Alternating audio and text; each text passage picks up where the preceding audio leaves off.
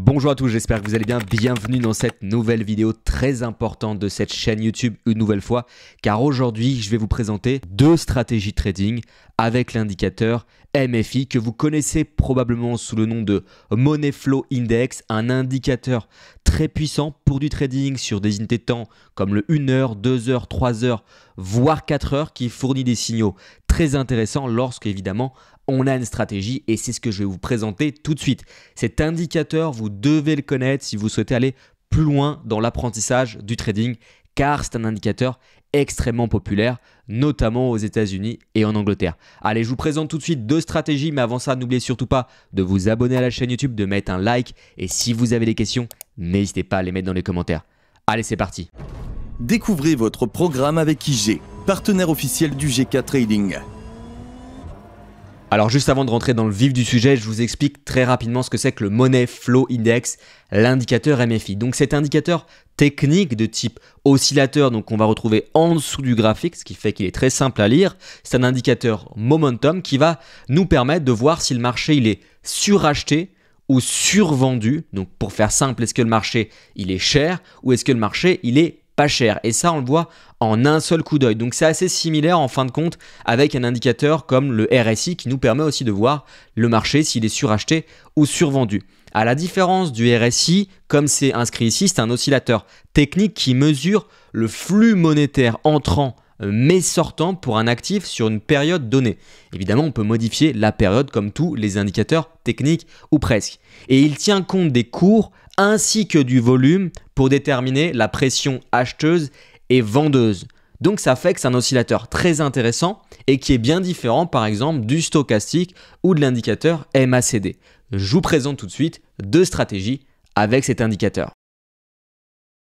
Voilà, on se retrouve maintenant sur la plateforme de trading du courtier IG. Je suis sur le Forex et cet indicateur, vous le verrez, on peut l'utiliser sur les indices, sur les matières premières, peu importe les produits en réalité. Alors la première chose à faire, c'est d'installer cet indicateur qui est disponible sur toutes les plateformes de trading, que ce soit avec le courtier IG, avec d'autres brokers et évidemment la plupart des plateformes populaires. Alors pour l'installer ici avec IG, c'est très simple, clic droit, indicateur. Étant donné que c'est un indicateur populaire, on le retrouve directement ici, Money Flow Index, donc MFI, et je vais directement cliquer. Avant toute chose, on vérifie, et c'est très important, les réglages de cet indicateur. Vous devez nécessairement avoir 14 périodes, la ligne des 80 et la ligne des 20. Si vous ne l'avez pas, vous pouvez ajuster directement sur la plupart des plateformes de trading. Et vous cliquez évidemment sur appliquer. Donc ici, on a l'indicateur, donc c'est un oscillateur comme j'ai brièvement dit, donc il se retrouve en dessous du prix, ce qui fait qu'il est assez simple à lire. Et maintenant, je vais vous montrer son utilisation basique dans le meilleur des mondes. Mais en pratique, vous allez voir qu'il faut affiner les signaux. Alors, lorsqu'on parle de l'utilisation purement théorique, tout simplement, lorsqu'on a l'indicateur MFI qui est au-delà des 80, on est sur un marché qui est considéré comme suracheté, comme cher, et donc potentiellement on pourrait décider de vendre le marché. Et on le voit d'ailleurs ici, si je me déplace à ce niveau-là sur cette ligne-là, on voit ici qu'à ce moment-là, lorsqu'on était au-dessus des 80, on a eu ensuite un mouvement fortement baissier. Donc potentiellement un signal baissier avec cet indicateur. Donc ici, je vais matérialiser ici la baisse. Ok. Et de la même manière, juste ici, j'ai un exemple qui peut être intéressant.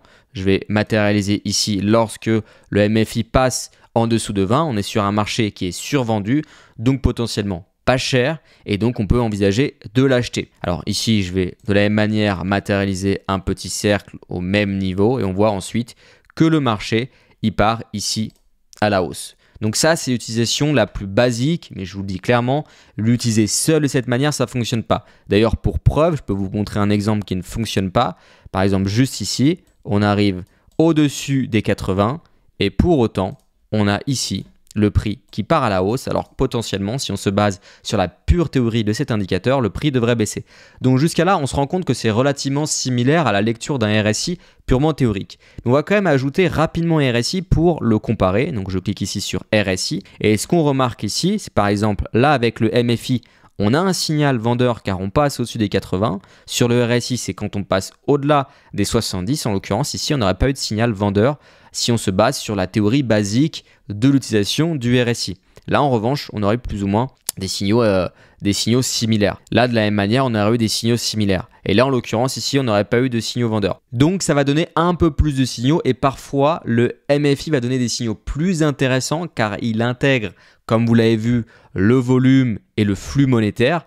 Et donc, avec un peu de contexte et stratégie, c'est extrêmement puissant, ce que je vais vous présenter maintenant, tout de suite.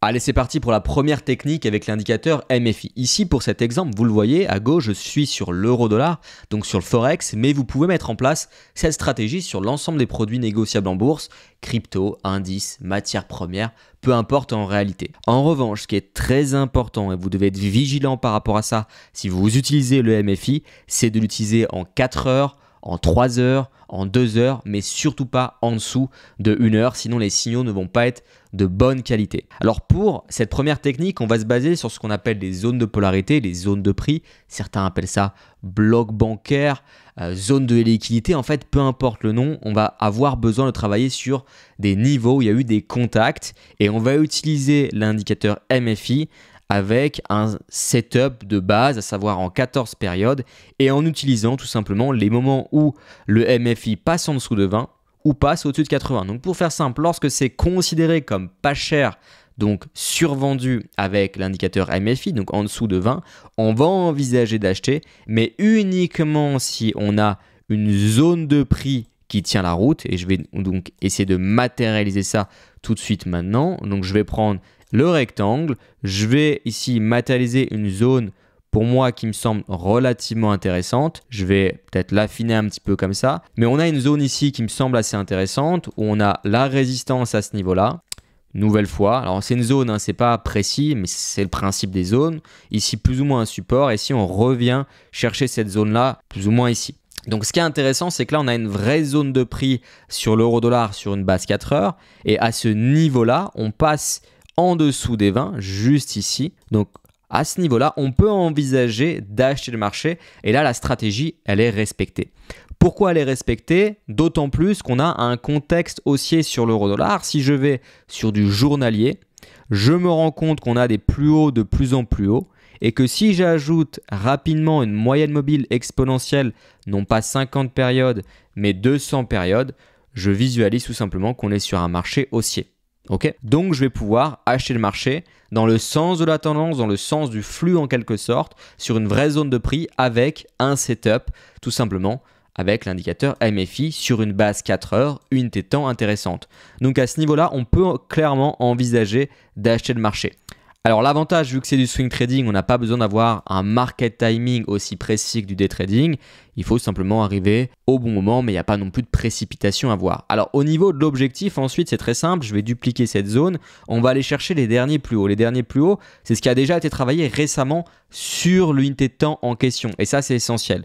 Donc pour faire simple, avec un swing trade de cette manière, on pourrait sortir sur le marché plus ou moins maintenant, au moment où je tourne cette vidéo. Après, rien ne vous empêche d'avoir d'autres objectifs, peut-être d'aller chercher moins de points, peut-être ici ce niveau-là qui avait déjà été travaillé récemment. Ensuite, vous pouvez mettre un ratio neutre, un ratio favorable. C'est à vous de voir selon la gestion du risque. Mais ici, on a une tendance, on a une belle zone et on a un beau setup avec le MFI sur un actif qui est compétitif car je suis sur l'euro-dollar. Il y a des spreads très faibles et vous avez du dollar dans la paire, donc c'est des paires majeures. On peut regarder maintenant d'autres exemples, notamment sur les cryptos avec cette technique de trading avec le MFI. Alors ici, c'est un exemple qui est très intéressant à partager car c'est un trade que je voulais prendre avec le MFI mais que je n'ai pas pu prendre parce que ça n'a pas respecté les critères. Alors la première chose à faire, vous l'avez compris, c'est d'avoir une belle zone de prix. Une zone de prix, c'est pas forcément d'avoir 3 points de contact. Ça, c'est les supports et les résistances que vous voyez dans les bouquins purement théoriques. En fait, une zone, donc un potentiel support qui peut le devenir en réalité, ça peut suffire simplement avec un plus bas qui est extrêmement propre. Ici, il est très distinct. On voit que le prix il corrige légèrement, il baisse plutôt sévèrement. Ensuite, il regrimpe. On a 2 mèches. On peut tracer une zone. Et vous n'avez pas besoin d'avoir 3 points de contact ou 4 points de contact pour avoir une résistance ou un support. Ça, c'est ce que vous voyez dans les livres purement théoriques. En pratique, sachant qu'on est sur des grosses unités de temps, on peut avoir une zone. Maintenant que c'est clair, moi, j'attendais tout simplement un retour, comme je matérialise avec cette petite ligne. J'attendais un retour sur cette zone et au passage, le prix de l'indicateur MFI qui passe en dessous de 20. Et effectivement, lorsqu'on passe en dessous de 20, on considère que le marché, si vous l'avez compris, est pas cher, survendu. Donc, on peut envisager d'acheter en fait dès le passage ici tout simplement sur les 20 en dessous de 20. Le problème, c'est qu'ici, je n'ai pas pu acheter parce que je ne me suis pas rapproché de ma zone. Et il faut impérativement le combo zone plus MFI qui est bien positionné. Et ce n'était pas le cas. Alors, je suis un petit peu déçu dans le sens où là, le prix du BTC a grimpé. Et donc, on peut se dire qu'on a loupé un trade. Mais en fait, il ne faut pas avoir cette frustration-là. Il faut respecter son plan et ses stratégies. Mais ça, c'est un exemple que je peux surveiller et qui aurait pu effectivement être intéressant.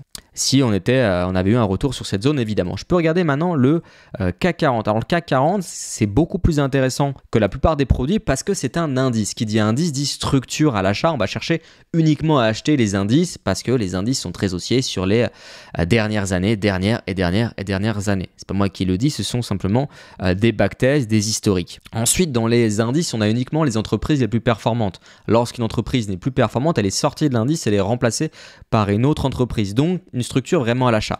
Ce que je veux dire par là, c'est que je vais privilégier du coup les achats sur les indices avec cette stratégie. Parce que ici, par exemple, vous voyez que je peux matérialiser une zone de résistance qu'on avait, je vais le matérialiser de manière très claire. Ici, un point de résistance, un deuxième point de résistance. Donc là, juste ici, on peut déjà tracer la zone. Et effectivement, lorsqu'on a un retour ici, ça peut être intéressant d'envisager de vendre. Mais ça, c'est le cas si on est sur un autre produit. Sur un indice, je ne prendrai pas le trade. J'ai peut-être eu tort dans la mesure ici où la stratégie aurait fonctionné dans le sens où on était juste au-dessus de 80, donc sur un marché considéré comme cher, sur une zone de résistance. Et là, le prix a dégringolé à la baisse et donc ça aurait pu être un beau trade en VAD. Mais si je fais ça, je sors de ma philosophie de trader en quelque sorte. En revanche, ensuite, je reviens sur une zone qui a été travaillée ici sous forme de résistance, un peu comme sur le Bitcoin que je viens de vous présenter. On avait vraiment un plus bas vraiment clair avec deux mèches. Donc j'ai une zone que je peux matérialiser avec quelques blocages ici sous forme de résistance, ensuite sous forme de support. Et lorsqu'on vient rechercher ici tout simplement cette zone et qu'on est en dessous de 20, bah là ça devient intéressant pour acheter le marché. Et comme sur l'exemple sur l'euro-dollar, ensuite, effectivement on peut profiter de la hausse et on peut avoir comme objectif tout simplement les derniers plus hauts sur l'unité de temps. Et donc là potentiellement on serait sorti du marché. Ne vous mettez pas sur les extrémités, sur les mèches. Allez chercher quand même des niveaux atteignables. Donc c'est un trade où il y a quand même du mouvement, dynamique haussière et des choses très intéressantes. Après, encore une fois, on peut aller chercher d'autres objectifs, ça dépendra de votre gestion du risque. Si je continue sur un autre indice, c'est pareil, les indices c'est uniquement à l'achat. Ici on a une zone qui est extrêmement intéressante. On voit ici support, 3 reprises, 4 reprises. Et ici on vient rechercher cette zone-là. Et on est en parallèle en dessous de 20 sur le MFI. Donc là pareil, on va aller rechercher les derniers plus hauts. Et ici, ça fonctionne extrêmement bien. Alors évidemment, vous trouverez toujours des exemples qui ne fonctionnent pas. Aucune stratégie fonctionne à 100%. Mais rien que ça, sur des fortes unités de temps, c'est très intéressant. Et ici, je suis en 3 heures. Tout à l'heure, j'étais également en 3 heures. Et sinon, j'étais en 4 heures. Pour le dernier exemple, avec cette première technique avec le MFI, on va aller sur une autre crypto. Pareil ici, zone de polarité. Flux plus ou moins vendeur, on le voit graphiquement. Donc c'est intéressant. Ici, support, résistance. On vient travailler ici du coup la zone de prix sous forme de résistance qui avait été travaillée pour être extrêmement clair ici sous forme de résistance et ici sous forme de support. Donc il n'y a aucun doute sur la zone et encore une fois on est sur des unités de temps importantes du 3 heures donc c'est fiable. Et ensuite on va attendre un retour au-delà des 80 pour être sur un marché considéré comme cher. Donc ici, on peut envisager de vendre le marché et aller chercher, je ne sais pas, les plus bas ou certains niveaux de prix selon, encore une fois, votre money management. Par exemple, ici, on n'aurait pas pu prendre le setup à la vente, même si on se rapproche de la zone, car le MFI n'est pas au-delà des 80. Donc une stratégie, somme toute, assez simple, mais extrêmement efficace. Maintenant, on regarde la deuxième stratégie avec l'indicateur MFI.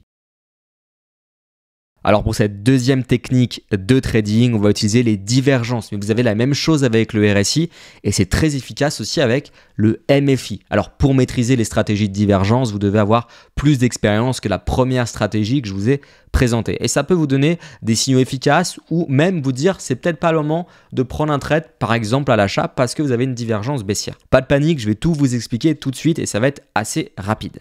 Alors une divergence, c'est quand vous avez le prix qui va dans un sens. Donc le prix c'est les bougies, c'est le graphique. Ici je suis sur un indice boursier, on voit qu'on a le prix sur une base 3 heures qui part à la hausse, alors que, et c'est là où on a la divergence, c'est extrêmement clair, qu'on a ici le prix qui part à la baisse. Donc d'un côté, c'est baissier avec l'indicateur et c'est haussier avec le prix.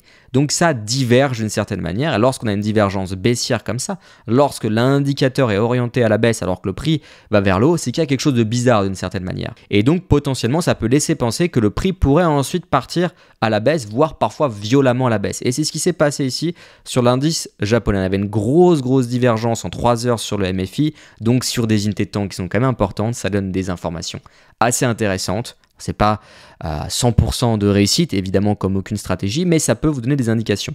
Alors, à partir de quel moment la divergence est validée?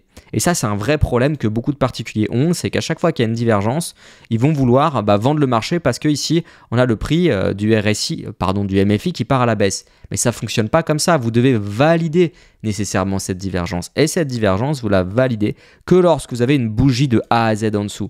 Ça veut dire que vous ne pouvez pas rentrer ici ou ici ou ici à la vente. Vous rentrez uniquement sur la suivante, c'est-à-dire juste ici. Je vais d'ailleurs matérialiser ça avec une ligne horizontale. Vous avez une entrée ici sur la suivante pour shorter le marché si vous voulez shorter les indices, que je ne fais pas. Donc ça, c'est des divergences somme toute classiques qu'on retrouve avec tout un tas d'oscillateurs. Ça fonctionne très bien sur ce type d'unité de temps et avec un MFI en 14. Maintenant, il y a un autre exemple sur l'Eurostock. Donc là, c'est pareil, c'est une divergence baissière. On voit que le prix part réellement à la hausse. Et ici, on a tout simplement le MFI qui part à la baisse. Donc, si vous avez suivi, potentiellement, on pourrait avoir un signal vendeur si on a une bougie qui passe réellement, je vais dupliquer ça, de A à Z. Donc, ça serait évidemment non pas une bougie verte, vous l'avez compris, une bougie rouge. Et ensuite, on pourrait rentrer sur la suivante à la vente, par exemple, plus ou moins ici, si la bougie ressemble plus ou moins à ça, et aller chercher comme objectif les derniers plus bas. Donc ça, c'est des stratégies qui sont très efficaces, un peu plus risquées parce que sur ces indices-là, ce sont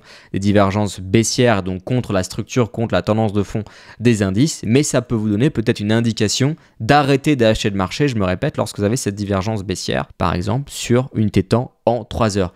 Et en maîtrisant le MFI et d'autres oscillateurs, ça vous permet de voir les choses beaucoup plus loin, de progresser en trading et évidemment d'aller chercher à suroptimiser votre trading, même si votre stratégie de base ne doit pas nécessairement être très compliquée. Vous le voyez avec la première technique que je viens de vous partager, ça fonctionne, quoi qu'on en dise, en swing trading. Voilà, c'est la vidéo maintenant terminée. Merci beaucoup de l'avoir regardé jusqu'au bout. Je me répète, mais si vous avez des questions, n'hésitez pas à les mettre dans les commentaires. C'est toujours un plaisir de lire vos messages. Également, si vous souhaitez apprendre le trading à mes côtés, vous avez des liens dans la description, notamment pour rejoindre une initiation 100% gratuite. Pas de carte bancaire à fournir, pas d'affiliation. Vous mettez simplement votre email et vous accédez à cette initiation pour découvrir l'environnement UGK Trading. Pour ceux qui souhaitent aller beaucoup plus loin, vous avez la formation des traders pro, également le lien dans la description qui vous permettra d'accéder à des webinaires, mais également une plateforme d'e-learning, une plateforme de questions-réponses et nos outils trading que nous avons développés ici en Suisse pour UGK Trading. Donc n'hésitez pas à consulter tout ça. Merci encore, je vous dis à plus tard. Et comme d'habitude, soyez très prudents sur les marchés financiers.